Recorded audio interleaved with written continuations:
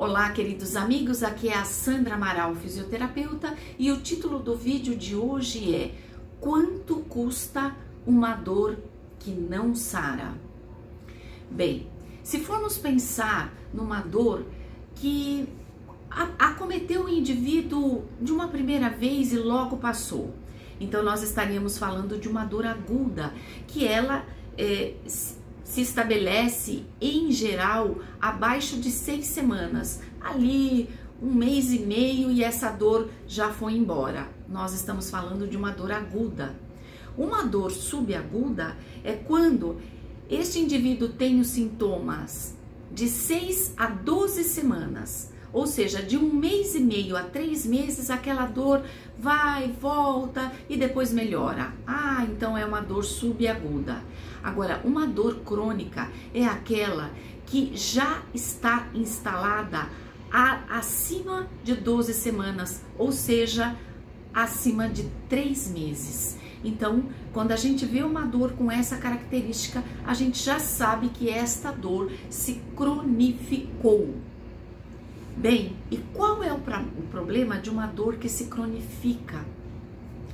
Esta dor tende a aumentar e ela tende também a acometer outras estruturas corporais e orgânicas. Por que isto acontece? Nós vamos ver daqui a pouco. Mas um exemplo claro para vocês de uma dor crônica. Vamos imaginar uma dor lombar. O indivíduo teve um episódio, passou. Teve outro, demorou um pouquinho mais, passou. Teve outro, demorou muito tempo, só passou com muitos remédios. E aí, esse indivíduo volta a ter essa recorrência, essa dor crônica lombar recorrente, quer dizer, de tempos em tempos ela volta e vai ficando cada vez pior. Ora, se isso acontece, é porque este indivíduo não está tratando a origem do problema. Ele está apenas tomando remédio que mascara a dor e nada é resolvido. Então, uma dor que se cronifica, ela vai ficando cada vez pior. E nós entendemos hoje o mecanismo pelo qual isto acontece. É o mecanismo de neurosensibilização da dor. Como que é isso? A pessoa tem uma dor de cabeça, ela não cuida dessa dor de cabeça, ela passa a ter depressão, um estado depressivo. Por quê? Porque ela tem uma dor que não passa. Então, por causa da dor que não passa, ela desenvolveu um estado depressivo. Por causa desse estado depressivo, por causa dessa dor que não passa, ela passou a ter também uma ansiedade. Porque nada tá bom, de nenhum jeito fica bom, a vida começa a ficar muito inquietante, irritante. Então, ela teve uma ansiedade por causa da depressão, por causa da dor crônica. E esses 3 fatores normalmente alteram o sono. A pessoa começa a dormir muito mal. Sem uma noite de sono bem dormida, nenhum processo orgânico patológico melhora. É muito difícil o indivíduo que não dorme bem conseguir melhorar a contento de qualquer manifestação orgânica, física, fisioterapêutica, da coluna, seja lá do que for. É muito difícil você melhorar de qualquer dor se você não dorme bem. Então veja que tudo começou com uma dorzinha de cabeça que não foi tratada corretamente, que se transformou numa depressão, que se transformou numa ansiedade, que se transformou numa insônia, e esse ciclo ele é autoalimentado e ele vai ficando cada vez maior, cada vez mais grave, cada vez mais persistente a tratamentos. Por isso que é tão importante a gente, não é que nós vamos valorizar qualquer dorzinha que aparece, não, nós vamos prestar atenção, porque tem algumas dorzinhas que aparecem e vão embora por causa de um mau posicionamento, por causa de um estresse que a gente passou, ok, não estamos falando aqui em supervalorizar a dor, mas Quando nós temos episódios recorrentes de uma dor, seja ela qual for, e nós não formos procurar as causas e tratar corretamente não é só com remédio, tá, gente?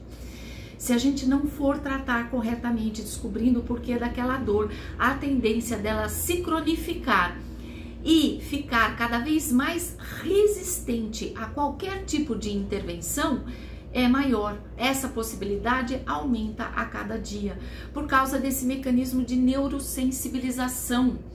Outras estruturas vão sendo acometidas, vai sendo criada uma memória de dor, de forma que antes você precisava de um episódio muito traumático para que a dor aparecesse. Por exemplo, só se você carregasse um móvel muito pesado para aquela dor aparecer. Agora, por causa da neurosensibilização e por causa da memória da dor que foi gravada no seu sistema nervoso central, qualquer mínimo movimento, por exemplo, sentar um pouquinho torto por pouco tempo, já é suficiente para te causar uma trava lombar e para desencadear um novo episódio agudizado de uma dor lombar que está crônica, que nunca foi resolvida.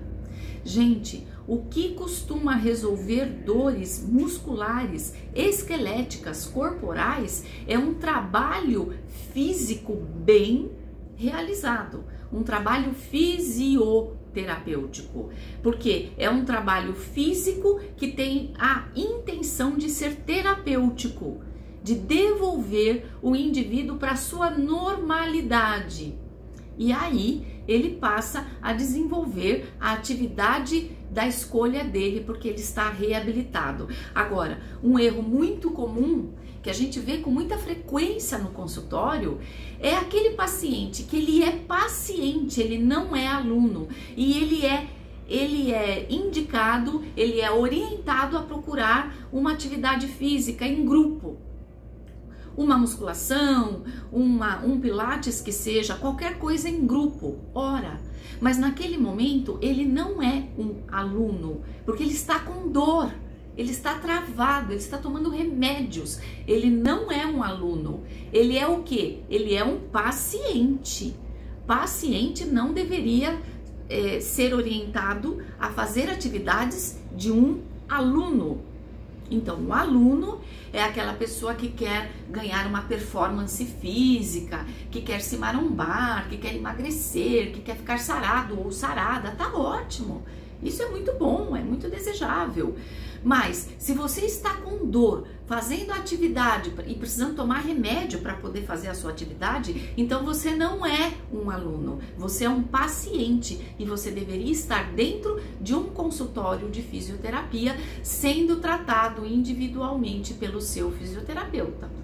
Depois que você passar por este processo de ser tratado e de ter melhorado, aí você deixa de ser paciente, volta a ser um aluno e vai procurar a atividade física da tua preferência, da tua escolha.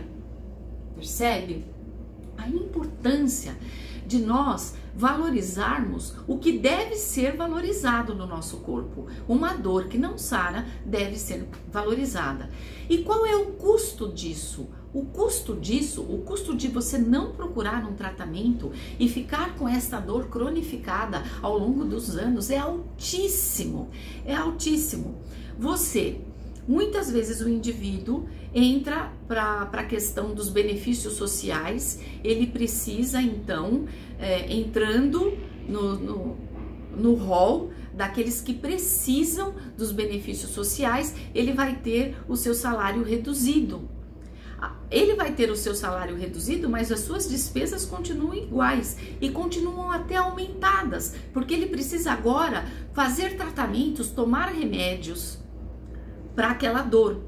Então ele diminuiu o salário, ele aumentou a despesa, ele pode ter dificuldade de locomoção, ele pode não estar conseguindo dirigir, aí ele precisa impactar o tempo de algum familiar que o leve para os seus tratamentos. Então veja, o problema já deixou de ser dele e passa a ser dos familiares, e passa a ser dos amigos, e passa a ser de quem mais possa ajudá-lo. Sem contar que existe um prejuízo não apenas individual e social, mas também econômico. A empresa precisa contratar um novo funcionário, treinar esse novo funcionário. Isso vai custando muito caro para todo mundo. Para o empresário que emprega, para o governo que paga o benefício social, para o indivíduo que tem a sua vida totalmente tolhida, limitada por causa desse distúrbio que não sara, que não melhora. Para chegar a esse ponto, muitas vezes esse funcionário, ele já faltou muito ao trabalho, que é o absenteísmo, é a falta ao trabalho por causa da dor, da doença. Mas não é só isso, existe um outro conceito que é o presenteísmo.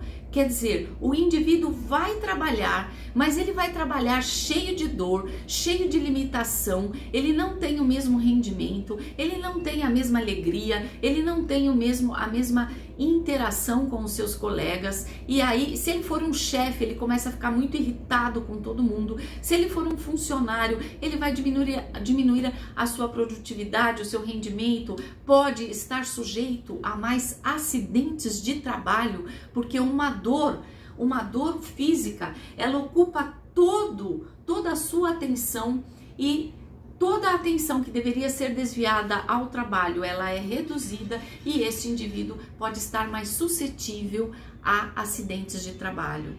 Então, custa muito caro você não cuidar de uma dor.